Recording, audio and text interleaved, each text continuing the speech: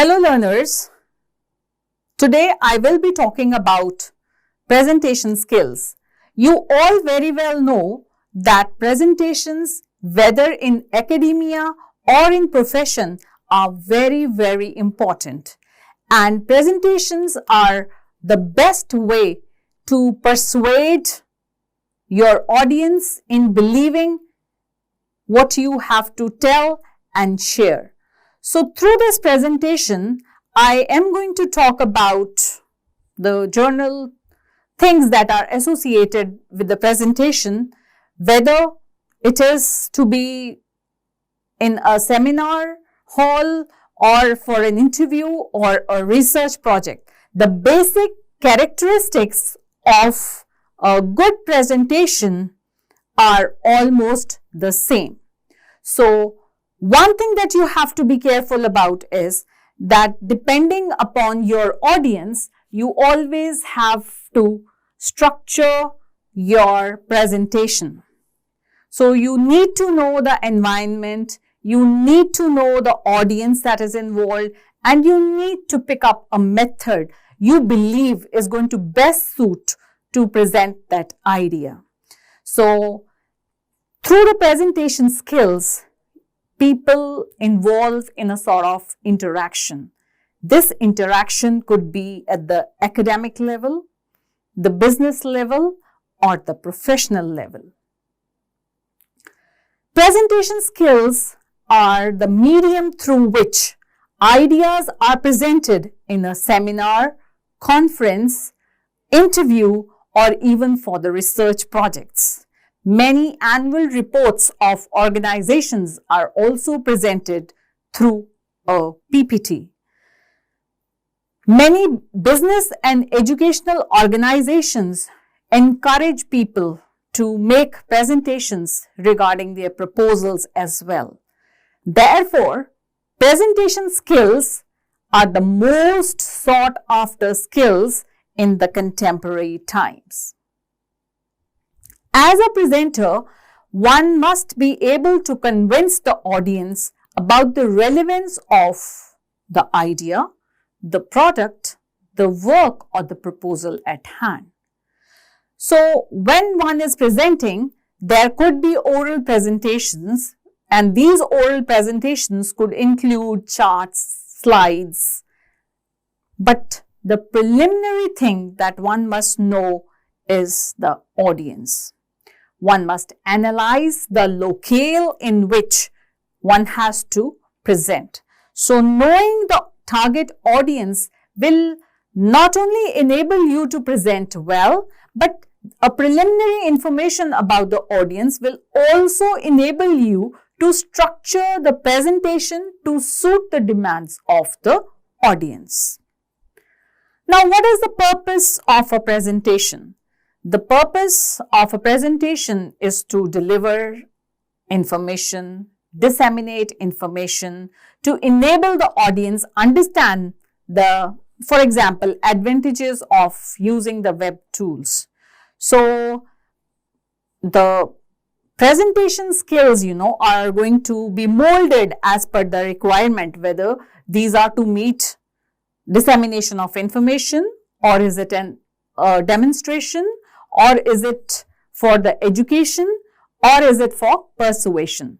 So depending upon the purpose that you have at hand, you are going to make your presentation or plan your presentation accordingly.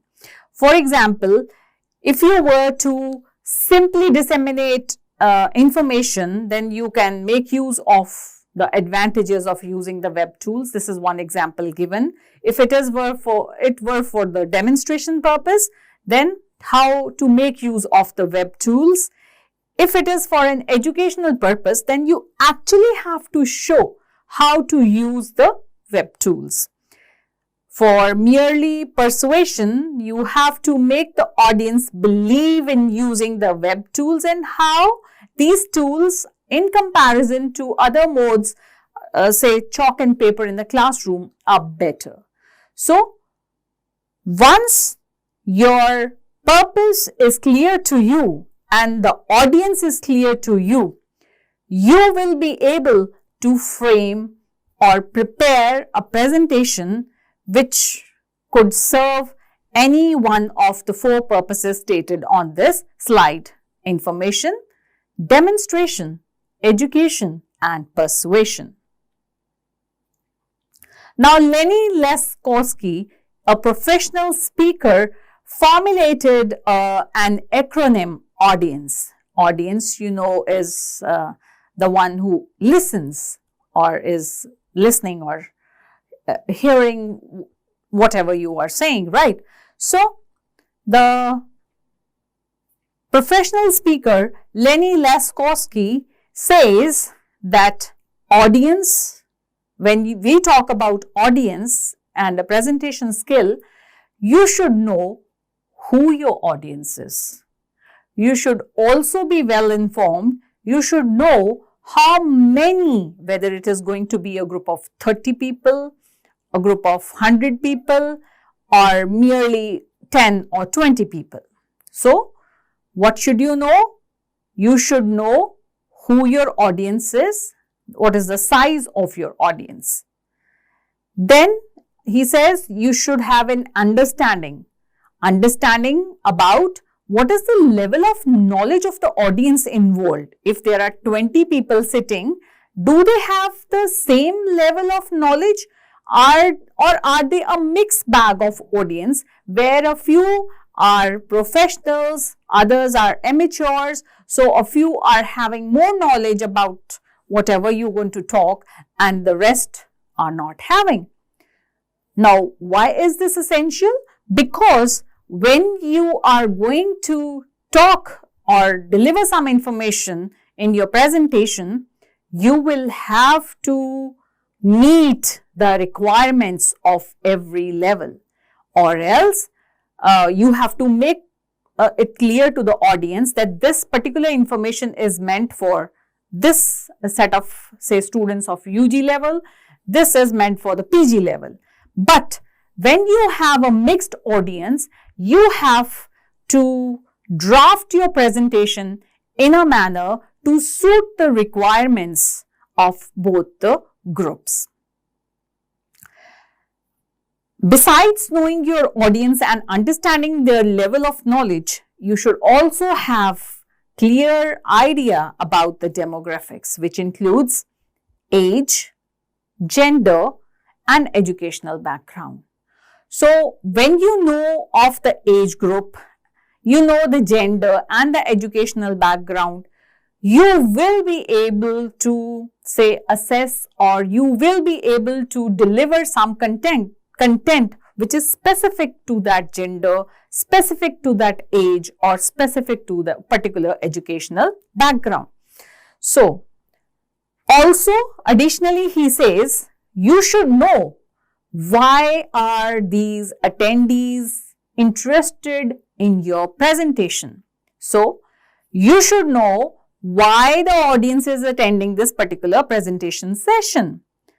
You should also be familiar with the environment, the seating arrangement, whether you are to stand, you have a dais, whether there are going to be hanging mics or some other mobile mics or some stationary microphones when you have to speak. So, this kind of clarity also enables you to present well and also gain some confidence when you're making a presentation. Your visibility when you're presenting is also very important.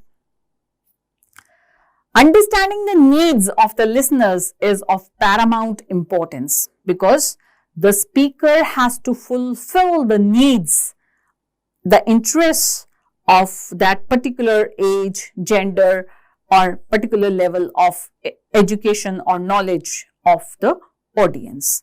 Again, after having studied all that, even having looked into the environment, the seating arrangement, one must be able to customize and fit the message. Maybe on one level, you can have the content at a particular stage, whereas for the next level audience, you can have some additional things also.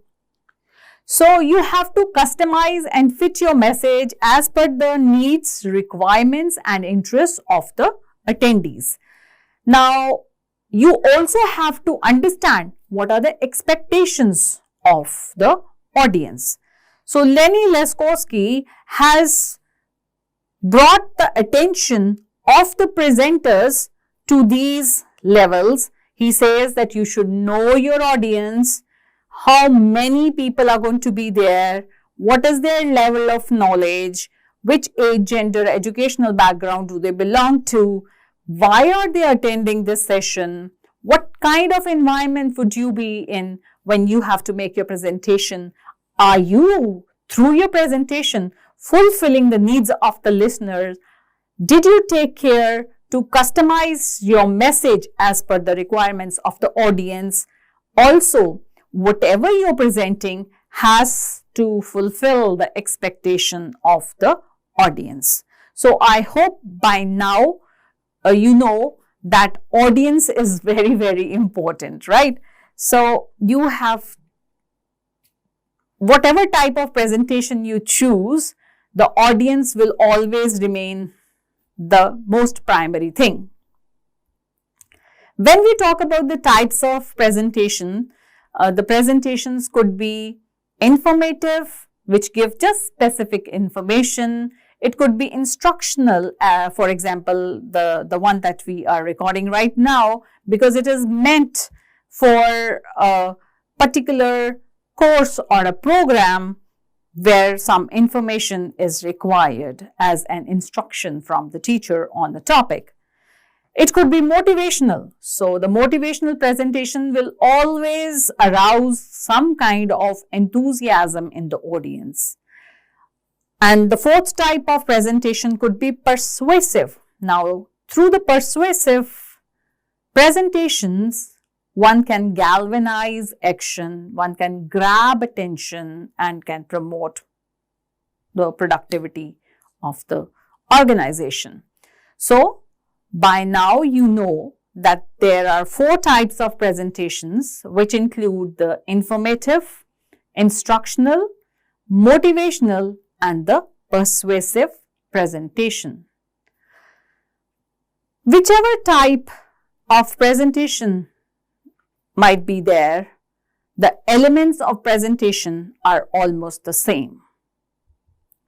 So, you need to know that you have to prepare for a presentation. You have to select a method or a mode of delivery.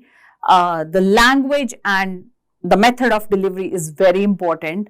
The audience level, the non-verbal communication is equally important. It's not only about the language that you speak, but it is also about your body language, the paralanguage, your eye contact, and also how these non-verbal cues are going to add more substance to whatever content you have to deliver.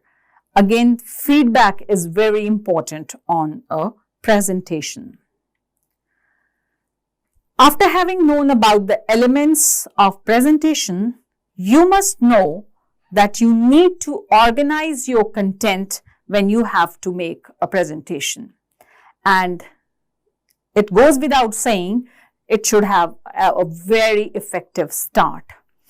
Your speech should be so powerful that it should engage the maximum of the audience. Follow 3 T's. Tell the audience what you are about to tell.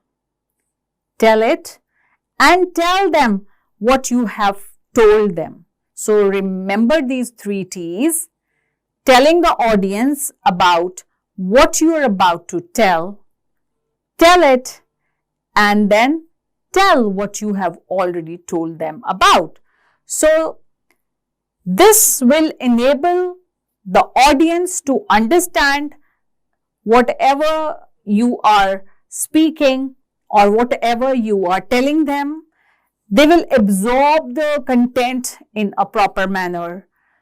Also, while organizing the content of your presentation, you must know that the presentation should have 3 very distinct parts. which are introduction, body, and conclusion. Now, it is very easy to say that this should have an introduction, a body, and a conclusion. But when it comes to organizing the content, it is you, the presenter, who has to convincingly demarcate all these three parts so that the content is delivered in an effective manner. When we talk about the introduction should simply attract the audience's attention. So you can have your own way. Every person has his or own way of starting. So this could be a startling statement. It could be a short story or an anecdote. It could simply be a quotation or some humorous incident. So it all depends upon the speaker or the presenter, which way he or she wants to introduce the topic that he is going to deal for the next 30 minutes or say 40-50 minutes, right? How you have to introduce the subject, you have to give a reason to your listeners why they have to listen with interest. You have to establish your rapport with the audience at the very preliminary stage, which is the introduction. You have to preview the main ideas before you take a leap into the main things that you have to discuss and elaborate upon. So I hope by now you know that the introduction is your own way of beginning, whichever you choose to, whether it's a startling statement, a short story, question, quotation, or a humorous incident. You have to introduce the subject and you have to give a reason to your audience why they should be listening to you. While doing so, you have to establish a connect. The presenter and the audience should be connected, and the presenter has to preview the main ideas before moving on to the elaboration on those ideas. So the body of the presentation can be done in with a way which suits you the most, which you believe would be more effective in delivering the content that you have at hand. So you could have the chronological way of taking it up, or a categorical way of taking it up, cause and effect, or a problem and a solution. So this basically is the body where you can choose your way to present the ideas chronologically, categorically, causal relationship, or the problem solution relationship. The conclusion again, has to summarize whatever you had presented, because you have to re-emphasize all the important things that you stated in your presentation. And the conclusion should be such that it should motivate the audience to respond. And therefore, it is the duty and the responsibility of the presenter to make an effective conclusion. It's not that you just made a good beginning and then you elaborated upon certain things and eventually, when it came to the, okay, fine, you understood, not like that, right? You have to again, keep the audience connected with you till the very last word that you utter, or the very last idea that you present, or the ideas that you are presenting in the form of a conclusion. In order to make your presentations very effective, you can make use of the audio visual aids, because this will always generate more interest of the audience. You can also make use of speech notes. All these aids support more retention of information. You can illustrate the key points. This will not only boost your confidence, but also the confidence of your audience, who are sitting there with an expectation to have some information about a particular topic or a subject. So the audio visual aids will also give a greater clarity. It will improve the focus of the audience, and they add to the precision of your presentation, because every presentation should be precise. No matter how lengthy descriptions or elaborations you have with the subject that you are discussing, you have to be very precise. Talking about the types of audio visuals, these could be objects or video clips or audio clips. Again, a word of caution, whenever you have some audio video clips in your presentation, make sure that you test the functionality of those audio video clips before you begin your presentation. If at all some kind of IT assistance is required, you will be safe, and you will also be saving a lot of time and energy and some kind of an embarrassing situation later. So the charts, photographs, maps and models are also used as the visuals when you are elaborating upon some particular topic or a subject. So what is very important when you have to make a presentation is a preparation.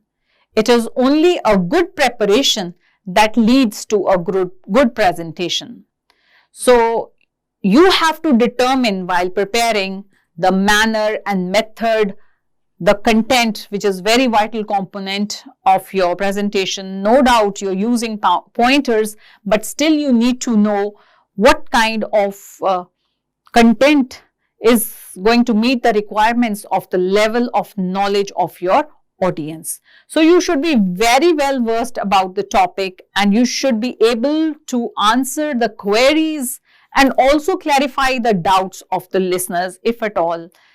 Definitely some kind of doubts or queries are going to take place. Some kind of question Q&A session is going to take place after the presentation. So if you are well versed with the topic, you will be in a very comfortable position clarifying all the doubts and elaborating upon the queries. Always remember, arriving at the venue punctually is going to help you a lot. One, that it is going to familiarize with you with the kind of seating arrangement, the visibility that I talked just a few minutes ago, and also the verb functionality of the visual aids. Also, if some kind of alternative arrangements are required, or there is some kind of a style which is to suit that particular environment that you are in, you can always assess this if you arrive at the venue very punctually. Now, the 4 P's of effective presentation. So, very easily said, but again, you have to practice a lot. Planning, preparation, practice, performance, that is the final presentation. But again, there are a few suggestions for the practice. You should always plan a rehearsal before the actual presentation. Rehearse before the live audience. That gives you more confidence. Invite some feedback when you're presenting before a live audience or rehearsing during your rehearsal. So this will also enable you to enhance your presentation skills and add more value, incorporate certain things which probably might be missing and you never noticed when you were preparing so thoroughly for the presentation. Again, the time and rate of delivery of the presentation is very important, because there are a few speakers, who are in the habit of speaking very fast, and then there are a few speakers who might be in the habit of speaking very slow or taking very, very long pauses. So, ideally, 120 to 180 words per minute. That's something, which is doable and something which is comprehensible to the audience should be done. Understand, don't underestimate the power of pauses. Don't misuse the pauses, but use the pauses to emphasize the key points. Use the pauses to reiterate certain facts or certain statements or key points which you want the audience to retain longer. And then comes the performance, which is choosing the method of delivery. Now, when you choose a method of delivery, again, you have to determine whether you are choosing the method of memorizing, which again, you know, is very appealing and it is very impressive when one knows, okay, this person is speaking on and on and on and on. But the only disadvantage is that doing so, if you forget something, then you're totally blank, one.